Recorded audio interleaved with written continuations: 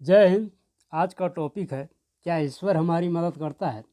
दोस्तों, क्या ईश्वर परेशानी में हमारी मदद करता है? यदि लोगों से इस बारे में बात किया जाए तो ज़्यादातर लोगों का जवाब होगा नहीं। हम में से अधिकतर लोगों को इस बात की शिकायत रहती है कि ईश्वर ने सब कुछ नहीं दिया जिनके हम हकदार थे, या जो ईश्वर ने दूसरों को दिया। एक महान ब्रिटिश विचारक ने अपनी पुस्तक में लिखा है कि ईश्वर पर सब लोगों को आगे बढ़ने और स्वयं को स्थापित करने के लिए समान मौके देता है, लेकिन हम अपना समय उन अवसरों को समझने के बजाय ईश्वर और दूसरों को गलतियों को निकालने में गंवा देते हैं। और ये बिल्कुल सही बात है, बिल्कुल ही सही बात है, क्योंकि इस बात को सही साबित करने वाली एक कहानी मेरे जहन में आ रही है। तो चलिए कहानी की ओर रुख करते हैं और समझते हैं कैसे ईश्वर हमारी मदद करता है। तो बहुत पहले की बात है, गांव में एक साधु आया और बरगद के पेड़ के नीचे साधना में बैठ गया।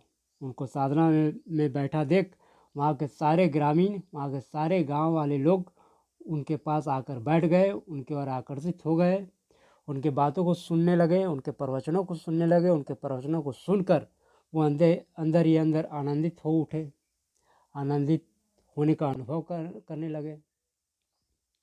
उनके प्रवचन में एक बात जरूर होती थी कि सब कुछ ईश्वर के ऊपर छोड़ दो, वह सब देख लेगा। सब कुछ ईश्वर के ऊपर छोड़ दो, वह सब देख लेगा। धीरे धीरे उनकी ख्याति फैलने लगी, उनकी प्रसिद्धि चारों ओर फैल गई। लोग दूर दूर से दर्शन और आशीर्वाद पाने के लिए उनके पास आने लगे। और वो प्रवचन, हर एक प्रवचन में एक बात जरूर कहते, सब कुछ ईश्वर के ऊपर छोड़ दो, वह सब देख लेगा। दिन बीते, महीना बीता, प्रवचन सुनाते चले गए। एक दिन अचानक बहुत ज़ोरों से बारिश होने लगी, बहुत ज़ोरों से। सब लोग भागकर बचने का प्रयास करने लगे, इधर उधर भागने लगे ताकि बारिश से बच सकें। तो वहीं कुछ भक्तों ने बाबा से कहा, उस साधु से कहा कि बाबा आप भी आ जाइए, आप भी भीग जाएंगे। तो साधु ने कहा, चिंता मत करो, ईश्वर सब देख लेगा, ईश्वर सब देख लेगा। और यह बात बोलकर साधु वहीं बैठा रहा और अपना ध्यान में मग्न हो गए। पानी और जोर से बरसने लगा। कुछ देर बाद पानी का स्तर जमीन पर बढ़ने लगा।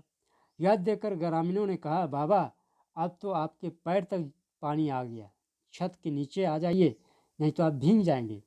साधु वहीं बैठा रहा और फिर वही बात उन्होंने दोहराई कि मेरी चिंता मत करो, ईश्वर सब देख लेगा। और यह बोलकर साधु अपने साधना में लगा रहा। थोड़ी देर बाद पानी साधु के गर्दन तक पहुंच गया।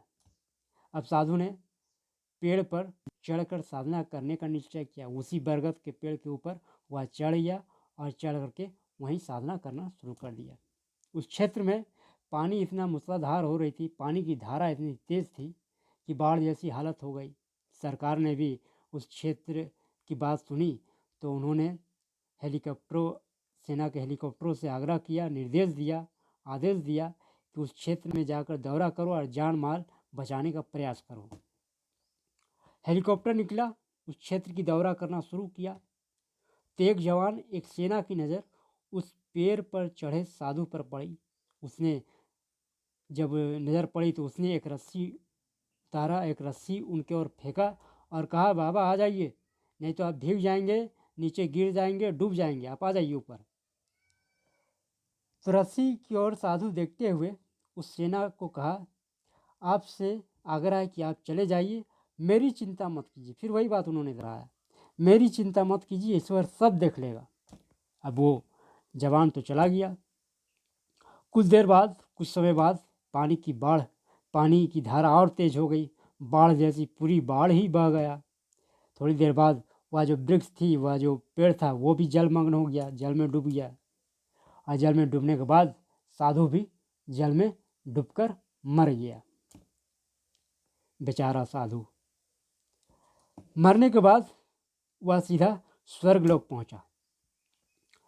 सिर्फ स्वर्गलोक पहुंचा तो वहाँ ईश्वर को देखकर बोला, मैंने आपकी इतनी पूजा की, इतनी व्रत रखे, इतने साधना किए, इतना ध्यान किया, फिर भी आप मुझे बचाने नहीं आए। ईश्वर ने मुस्कुरा कर कहा, मैं तो 3 बार तुमको बचाने आया। पहली बार तुम्हारे भक्त के रूप में, दूसरी बार ग्रामीणों के रूप में और तीसरी बार सेना के जवान के रूप में। पर तुमने अपनी जिद और नासमझी के कारण उन तीनों अवसरों को खो दिया, जिस कारण तुम मृत्यु को प्राप्त हुए। याद रखो, मैं उनकी ही मदद करता हूँ जो पहले अपनी मदद स्वयं करते हैं। जिद और नासमझ लोग मेरे द्वारा दिए गए अवसरों को भी नहीं पहचान पाते। ईश्वर की यह बात सुनकर साधु स्तब्ध रह गया, साधु हैरान रह गया। दोस्तों, यदि हमें अपने जीवन में अवसरों की पहचान करनी है तो हमें अपने आँख और कान खुले रखने होंगे और सबकी बात सुननी होगी। संभव है सामने वाला व्यक्ति जो बात कह रहा है उसमें कोई तर्क हो या मेरे लिए आगे का कोई रास्ता हो। आज के युग में ईश्वर स्वयं आकर नहीं बल्कि किसी माध्यम से अपनी बात हम तक पहुंचाता है। हमें इसे जितना जल्दी समझ ले हमारे भविष्य के लिए उतना ही बेहतर होगा। तो इसी के साथ बहुत बहुत धन्यवाद। और अगले बार का टॉपिक होगा किसी को खुश करने के बजाय अपनी ईमानदारी पर ध्यान दें। तो इसी के साथ आप लोगों से निवेदन है, आग्रह है कि कृपया सब्सक्राइब, लाइक और शेयर ज़रूर करें।